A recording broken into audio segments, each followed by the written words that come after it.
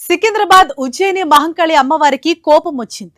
తన విగ్రహం ఎందుకు ప్రతిష్ఠించలేదని మహంకాళి అమ్మ ఆగ్రహించింది. ఏడాదిలో విగ్రహాన్ని ప్రతిష్ఠిస్తామని మాటిచ్చి తప్పారని కోప్పడింది. 6 నెలల్లో తన విగ్రహ ప్రతిష్టాపన చేపట్టాలని కోరింది. లేకుంటే ప్రాణ నష్టం జరుగుతుందని మహంకాళి అమ్మవారు హెచ్చరించారు.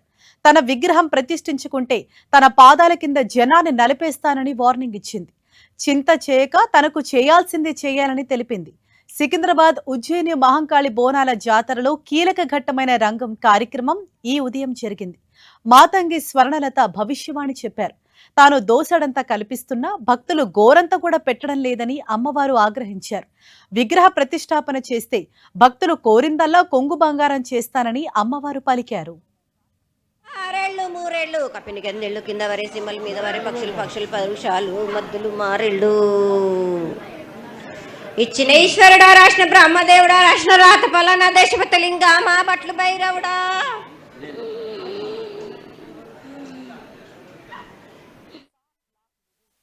ఈ ఏడు మాత్రం నన్ను బాగా నిరుత్సాహపరుస్తున్నారు. మీరు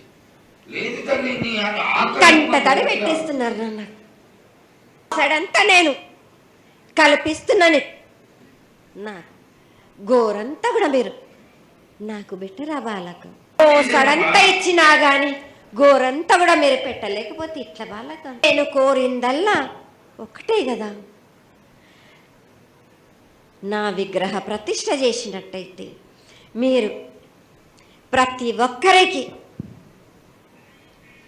ఏ విధంగా అయినా కానీ కోరిందల్లా కొంగు బంగారమే కాదు, కోరిన కోరికలు 1000 రెట్లు మీకు ఫలిస్తుంది కదరా బాలకు.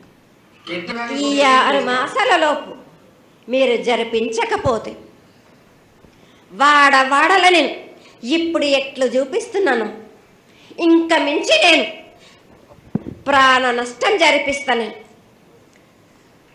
నష్టం జరిపించడమే కాదు, అందరినీ ఒక్కరొక్కరిని నాకు అడ్డొచ్చిన వాళ్ళని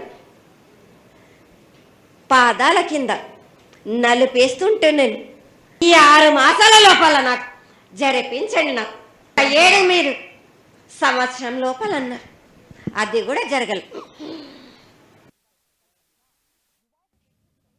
సికింద్రాబాద్ ఉజ్జయిని మహంకాళి అమ్మవారి విగ్రహ ప్రతిష్టాపనపై మంత్రి పొన్నం ప్రభాకర్ స్పందించారు. అమ్మవారి విగ్రహ ఏర్పాటుపై ప్రభుత్వం కమిటీని నియమిస్తుందన్నారు. ఆ కమిటీ ఇచ్చే నివేదిక ఆధారంగా చర్యలు తీసుకుంటామని తెలిపారు. అమ్మవారి విగ్రహ ప్రతిష్టాపనను ప్రభుత్వం నుంచి ఎవరూ అడ్డుకోవటం లేదని ఆయన స్పష్టం చేశారు.